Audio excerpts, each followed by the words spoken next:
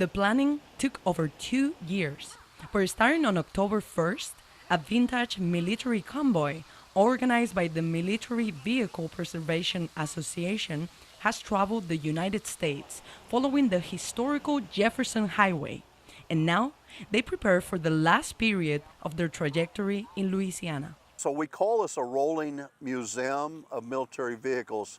And at times we had 60 vehicles, and at times we've got 24 vehicles.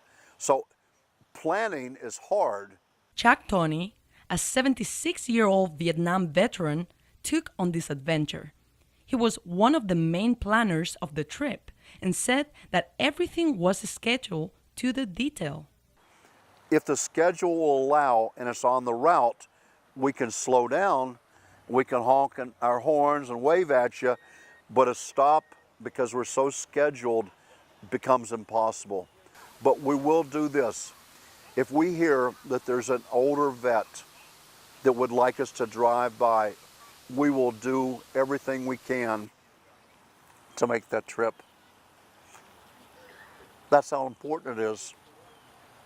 This was the first historic military convoy that traveled from the north of the U.S. to the south, using the Jefferson Highway, the first highway to cross border to border in the central area of the country. This has been a very positive reception everywhere. The people here are very patriotic, and they appreciate what the military's done for them and the freedoms they got as a result.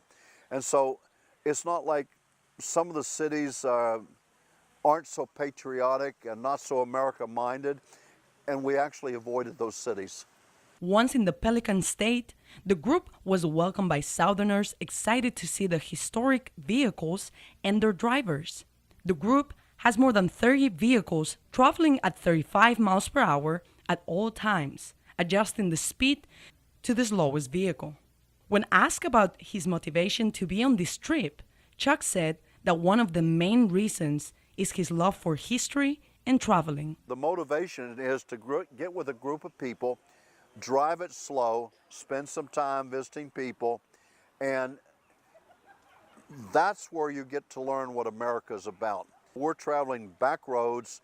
I've hugged a lot of ladies and shook a lot of hands and played with a lot of dogs. That's what America is, and that was my motivation.